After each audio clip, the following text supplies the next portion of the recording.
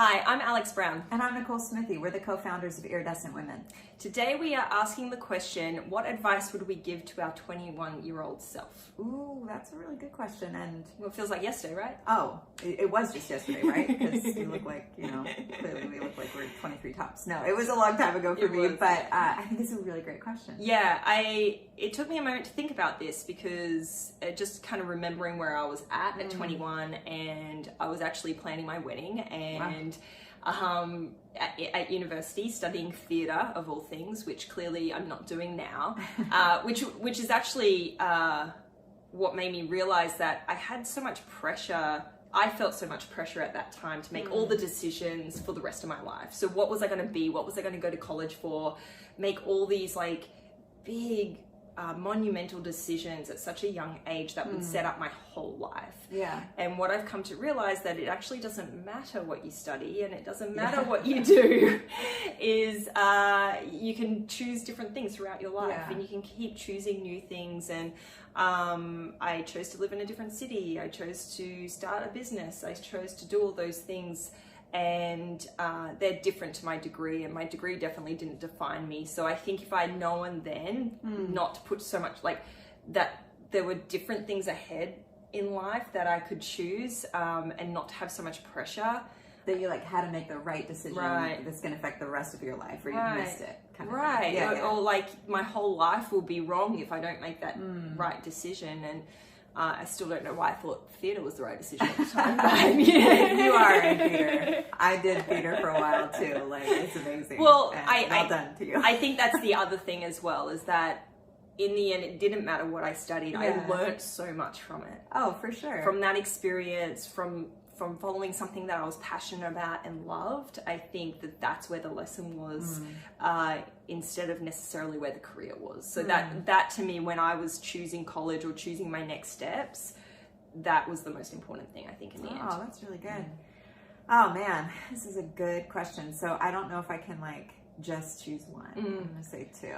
That feels right. Yeah, it feels so good. So the first one I think would be, I wish I could tell myself, my 21-year-old self, you're more than what you do.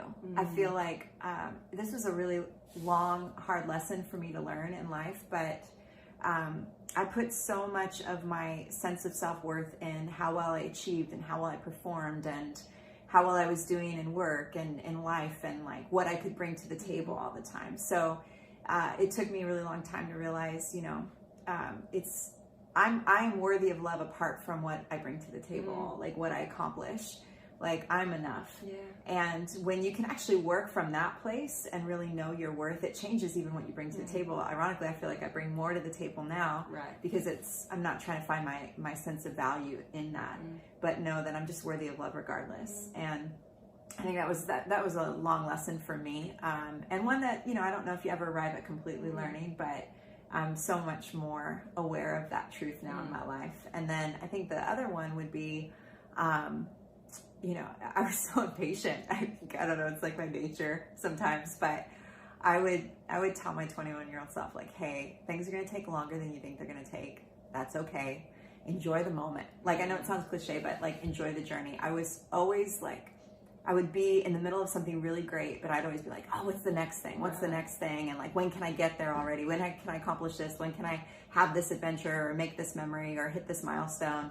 And I think in the process sometimes, because I was always wishing for the next thing, I was missing out on the really beautiful thing in the present. Yeah. So I think I would just learn to be more present. That's your cat, That was my cat. Sorry if you hear that. This is real life. Yeah, I think that's so true. I think we spend so much of our life wishing away the moments and wishing our time away, and then we take a step back and go, oh, where did all the time go? It's because we're wishing it away.